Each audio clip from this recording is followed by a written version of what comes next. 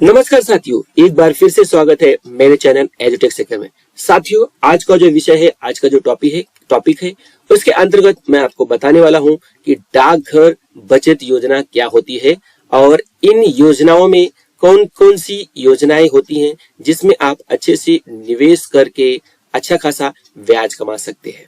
इसके साथ ही साथ आपको इन सभी योजनाओं के बारे में 1 बाय 1 जानकारी देने वाला हूं कि इन योजनाओं में कम से कम कितने रुपए का आप निवेश कर सकते हैं, साथ ही साथ आपको कितना इस योजना के अंतर्गत कितने रुपए का ब्याज प्राप्त हो सकता है या कितने प्रतिशत की दर से इस योजना के अंतर्गत आपको ब्याज मिलता है। साथ ही साथ इनकम टैक्स में इन योजनाओं का किस प्रकार आपको लाभ मिलेगा, जैसे महत्वपूर्ण जानकारी आज के वीडियो सेशन में देने वाला हूं। तो साथियों, अगर जानकारी आपको अच्छी लगेगी तो वीडियो को लाइक कीजिएगा। लाइक करने के साथ साथ कमेंट भी कीजिएगा और वीडियो अपने मित्रों में शेयर भी कीजिएगा। इसके अलावा अभी तक आपने अगर मेरे चैनल को सब्सक्राइब नहीं किया है तो चैनल को सब्सक्राइब कर लीजिए, बेल नोटिफिकेशन को ऑन कर लीजिए ताकि ऐसी कई सारी जानकारी आपको नियमित रूप से प्राप्त होती रहे। तो साथियों, चलते हैं और प्राप्त करते हैं आज एक नई जानकारी। मित्रों, जैसा कि मैंने आपको बताया, आज का जो विषय है वो है डाकघर बचत योजना। इसके अंतर्गत हम लोग बहुत सारी योजनाओं के बारे में जानकारी प्राप्त करने वाले हैं, जहां पे आप निवेश करके अच्छा खासा बेनिफिट प्राप्त कर सकते हैं, अच्छा खासा ब्याज प्राप्त कर सकते हैं। तो सबसे पहले आपको कुछ महत्वपूर्ण चीजें बताना चाहूंगा कि जो डाकघर बचत योजना होती है उसके अंतर्गत आपने बहुत सारी योजनाओं के नाम सुने होंगे। कौन कौन सी योजनाएं चलाई जाती है तो मैं बताना चाहूंगा। जैसे मुख्य रूप में बात करेंगे तो पब्लिक प्रोविडेंट फंड हुआ, सुकन्या समृद्धि योजना हुआ, नेशनल सेविंग सर्टिफिकेट, ऐसी महत्वपूर्ण योजनाएं चलाई जाती हैं। यदि आप इन योजनाओं में पैसों का निवेश करते हैं तो भविष्य में आप अच्छा खासा क्या कर सकते हैं, बेनिफिट भी प्राप्त कर सकते हैं। हम सभी ने इंडिया पोस्ट का नाम तो सुना ही होगा, आप सभी ने इंडिया पोस्ट यानी भारतीय पोस्ट का नाम तो सुना होगा। ये सारी योजनाएं इंडिया पोस्ट के द्वारा ही नियंत्रित की जाती हैं। आप देश के किसी भी पोस्ट ऑफिस के ब्रांच में इन योजनाओं में निवेश कर सकते हो। साथियों, मैं बताना चाहूंगा कि ये जो योजनाएं हैं देश के किसी भी पोस्ट ऑफिस में जाके आप वहां पे इन योजनाओं में पार्टिसिपेट कर सकते हैं, इन योजनाओं में आप निवेश कर सकते हैं। किसी भी ब्रांच में, आपके घर के आसपास जो भी नजदीकी ब्रांच होगी पोस्ट ऑफिस की, उस पोस्ट ऑफिस में जाके इन योजनाओं का आप क्या कर सकते हो, लाभ उठा सकते हो। अब हम लोग चलते हैं कि ये जो योजनाएं हैं, इन योजनाओं के प्रकार कितने हैं उनके बारे में जानकारी प्राप्त करते हैं। तो कुछ योजनाएं आपको पता होंगी, फिर भी मैं आपको बताना चाहूंगा। जैसे डाकघर बचत योजना के अंतर्गत कुछ महत्वपूर्ण जो योजनाएं, types of post office saving schemes के अंतर्गत जो पहली योजना का नाम है सुकन्या समृद्धि योजना। अब इस योजना के अंतर्गत भी आप क्या कर सकते हो, निवेश कर सकते हो। इस योजना का निर्माण विशेष रूप से लड़कियों को लाभ पहुंचाने के लिए किया गया है। इस योजना के अंतर्गत निवेश करने पे सालाना कितने प्रतिशत का ब्याज मिलता है, 7.6 यानी 7.6% की ब्याज की दर से आपको फायदा प्राप्त होने वाला है। साथ ही साथ इस योजना के अंतर्गत कम से कम 1,000 रुपए का निवेश करना होता है, अनिवार्य होता है, और अधिक से अधिक आप 1.5 लाख रुपए तक का भी निवेश कर सकते हैं सालाना।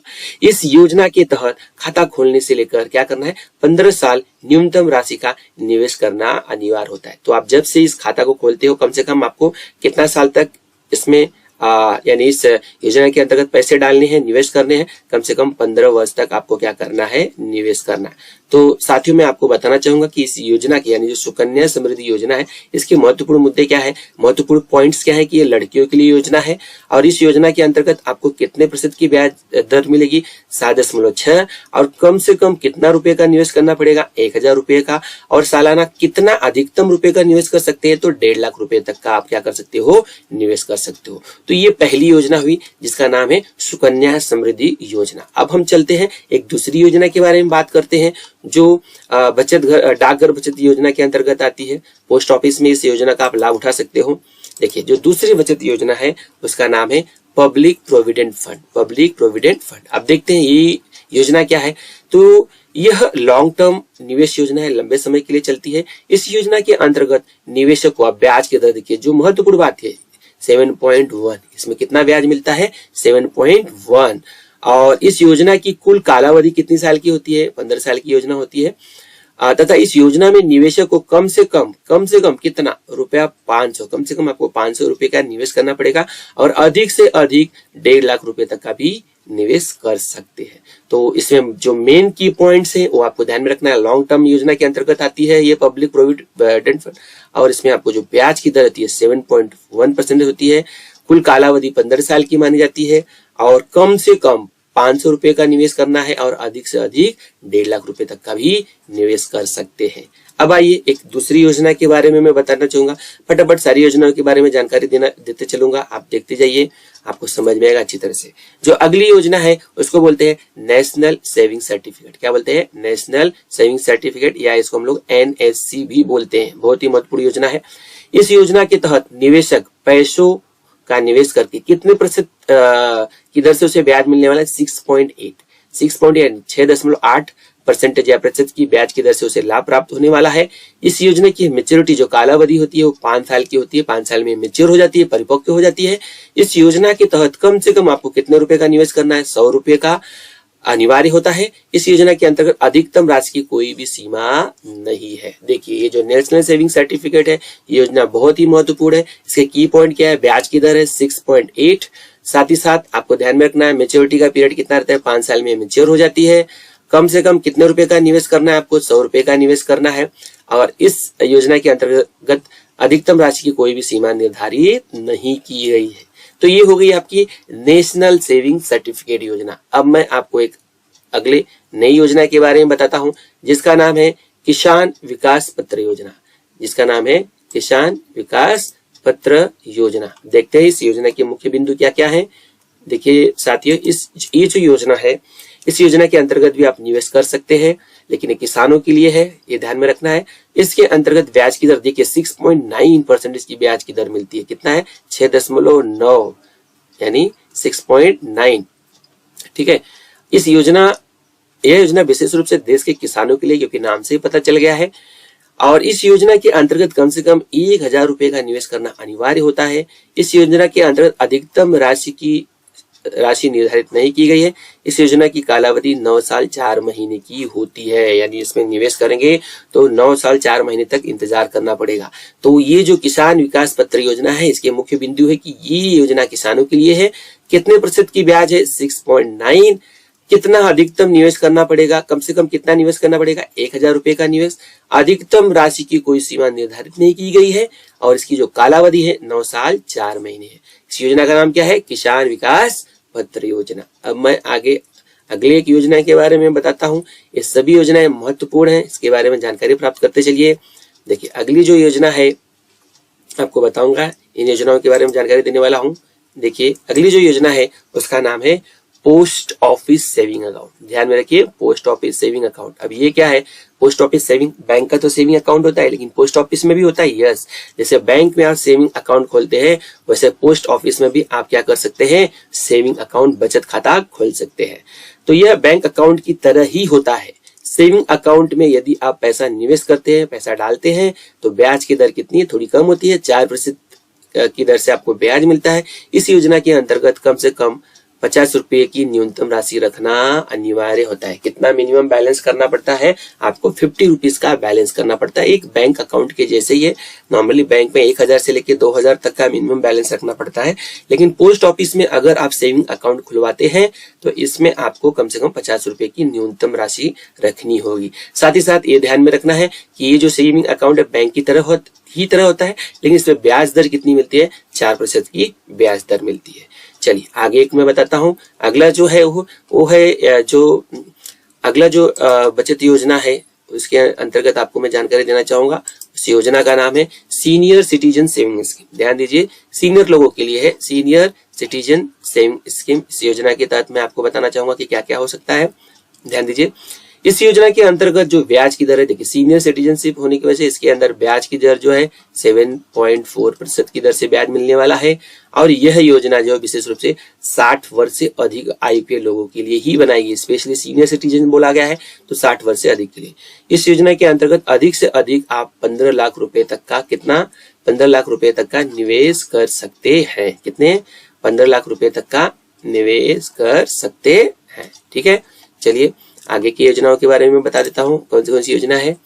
देखिए, पोस्ट ऑफिस, एक अगली योजना जो मैं बताने वाला हूँ उसका नाम क्या है? Post office monthly income scheme, post office monthly schemes बोल सकते हैं या इनकम स्कीम्स बोल सकते हैं। देखिए, इस योजना के अंतर्गत प्रति माह, क्योंकि ये मंथली स्कीम्स है तो कुछ न कुछ रुपए का निवेश करना पड़ेगा आपको। इस योजना के अंतर्गत कितने प्रतिशत का ब्याज दर मिलता है? 6.6% की दर से ब्याज मिलता है।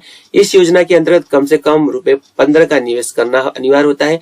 अधिकतम से अधिकतम आप 4.5 यानी 4.5 लाख रुपए तक का निवेश कर सकते हैं। यह योजना 5 साल में क्या होती है? मैच्योर होती है या परिपक्व हो जाती है। तो ये जो मंथली स्कीम्स है इस योजना के अंतर्गत, इसके मुख्य बिंदु क्या है? इसमें मंथली होने की वजह से प्रतिमाह आपको कुछ न कुछ पैसे डालने होते हैं। कितने प्रतिशत की ब्याज दर मिलती है? 6.6 ये ब्याज दर हो गई। साथ ही साथ कितना मिनिमम निवेश करना पड़ेगा? ₹15 का निवेश, और अधिकतम से अधिकतम 4.5 लाख। और इस योजना को परिपक्व होने में, मैच्योर होने में कितने साल लगते हैं? तो 5 साल का समय लगता है इस योजना को मैच्योर होने के लिए, परिपक्व होने के लिए। तो साथियों, बढ़ते हैं अगली स्कीम की तरफ। देखिए, अगली जो स्कीम का नाम है वो है post office time deposit scheme. देखिए, पोस्ट ऑफिस, अब ये सभी योजनाएं बहुत कम लोगों को पता है। Post office time deposit scheme, अब ये क्या होती है? इस योजना के अंतर्गत कम से कम ₹200 का निवेश करना अनिवार्य होता है। इस योजना के अंतर्गत यदि आप 5 साल तक के लिए निवेश करते हैं तो ब्याज की दर ध्यान में रखें 6.7, यानी अगर आप 5 साल तक रखेंगे तो ही आपको इसमें ब्याज मिलने वाला है 6.7% की दर से आपको क्या मिलने वाला है? ब्याज दर मिलने वाला है। तो सबसे जरूरी क्या है कि इसके अंतर्गत कम से कम ₹200 का निवेश करना है, और यह योजना 5 साल के लिए चलाई जाती है, और ब्याज की दर तभी आपको मिलेगी 6.7%। क्या नाम है इस स्कीम का? Post office time deposit schemes. चलिए साथियों, एक और स्कीम्स के बारे में हम लोग जानकारी प्राप्त कर लेते हैं। काफी सारी स्कीम्स पोस्ट ऑफिस द्वारा चलाई जाती है, तो ये सारी जानकारी मैं आपको देने वाला हूँ। देखिए, अगली जो स्कीम है पोस्ट ऑफिस रिकरिंग डिपॉजिट। अब ये क्या होता है? इस योजना का कार्यकाल 5 साल का होता है। इस योजना के अंतर्गत प्रति माह निवेश, मंथली यानी हर महीने निवेश करना है। निवेशक को इस योजना के अंतर्गत कितने प्रतिशत का ब्याज मिलता है? 5.8% की दर से ब्याज मिलता है। 5.8% की दर से ब्याज प्राप्त होता है। इस योजना में निवेशक के लिए कम से कम ₹10 प्रति माह का निवेश करना अनिवार्य है। देखिए कितना लोवेस्ट मिनिमम बैलेंस निवेश करना पड़ता है। कम से कम मंथली होने की वजह से आपको ₹10 का निवेश करना अनिवार्य है। साथ ही साथ यह योजना 5 साल की होती है। इसके अलावा इसमें प्रतिमाह निवेश करना होता है, वो आपको पता ही है। और ब्याज की दर जो होती है 5.8 ब्याज की दर से आपको क्या मिलता है? ब्याज प्राप्त होता है। ठीक है, नाम क्या है स्कीम का? पोस्ट ऑफिस रिकरिंग डिपॉजिट्स नाम है। ठीक है, आगे बढ़ते हैं, एक अगली स्कीम की तरफ बात करते हैं। हम बात करते हैं। देखिए, नेशनल सेविंग टाइम डिपॉजिट, ये क्या है? जरा ध्यान दीजिए। अगली जो स्कीम है उसका नाम है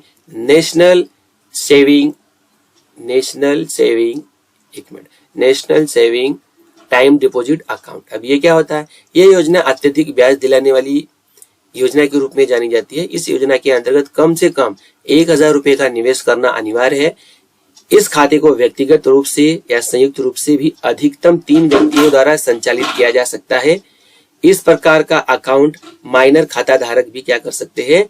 खोल सकते हैं। ध्यान रखिए, इस तरह का अकाउंट कौन खोल सकता है? माइनर खाता धारक भी क्या कर सकते हैं? खोल सकते हैं। तो साथियों, फिर से बताना चाहूंगा, जो स्कीम का नाम क्या है? National saving time deposit account. और इसके अंतर्गत क्या है? ये अत्यधिक ब्याज दिलाने वाली योजना के रूप में जानी जाती है। और इसके अंतर्गत कम से कम ₹1000 का निवेश कर सकते हैं। और यह व्यक्तिगत रूप से या संयुक्त रूप से 3 व्यक्तियों द्वारा संचालित की जा सकती है। साथ ही साथ इसका अकाउंट माइनर खाता धारक भी क्या कर सकते हैं? खोल सकते हैं। और स्कीम का नाम क्या है? National saving time deposit account. तो साथियों, ये सारी जो स्कीम्स थी, ये सारी जो योजनाएं थी, ये योजनाएं पोस्ट ऑफिस, भारतीय डाक द्वारा ही संचालित की जाती हैं। तो इन योजनाओं में आप क्या कर सकते हैं? निवेश कर सकते हैं। निवेश करके आप क्या कर सकते हैं? अच्छा इंटरेस्ट, अच्छा ब्याज कमा सकते हैं। सिर्फ आपको ध्यान में रखना है कि कौन सी योजना आपके लिए सुविधाकारी है। मतलब आप उसमें क्या कर सकते हैं? इन्वेस्टमेंट कर सकते हैं। साथ ही साथ एक चीज और बताना चाहूंगा कि इन योजनाओं में अगर आप इन्वेस्ट करते हैं तो इनमें से कुछ योजनाओं के माध्यम से आपको टैक्स में बेनिफिट भी प्राप्त होता है। यानी आपका अगर टैक्स कटता है तो उसमें आप बेनिफिट भी ले सकते हैं। तो साथियों, आज की जो जानकारी थी डाकघर बचत योजना के अंतर्गत, यानी पोस्ट ऑफिस सेविंग स्कीम्स जो होती हैं, उसमें कई सारी सेविंग स्कीम्स होती है, उसमें आप निवेश करके अच्छा खासा ब्याज कमा सकते हैं, इससे संबंधित थी। इसमें कई सारे मुद्दों के बारे में मैंने आपको जानकारी भी दिया और ये जानकारी बहुत जरूरी थी, क्योंकि ये जानकारी प्राप्त करने के बाद आसानी से समझ जाएंगे कि कौन सी योजना आपके लिए लाभकारी होगी। तो मित्रों, आज का जो सेशन था यहीं पे हम समाप्त करेंगे, लेकिन समाप्त करने के पहले आपसे एक रिक्वेस्ट करूंगा कि अभी तक आपने मेरे चैनल को सब्सक्राइब नहीं किया है तो आप मेरे चैनल को सब्सक्राइब कर लीजिए। साथ ही साथ एक बात और कहना चाहूंगा कि जानकारी आपको अच्छी लगेगी तो लाइक भी कीजिएगा, कमेंट भी कीजिएगा, जानकारी को अपने मित्रों में शेयर भी कीजिएगा। और आज की जानकारी से यहीं पे हम लेंगे विदा, फिर एक नए सेशन में एक नई जानकारी के साथ मिलेंगे। नमस्कार, धन्यवाद।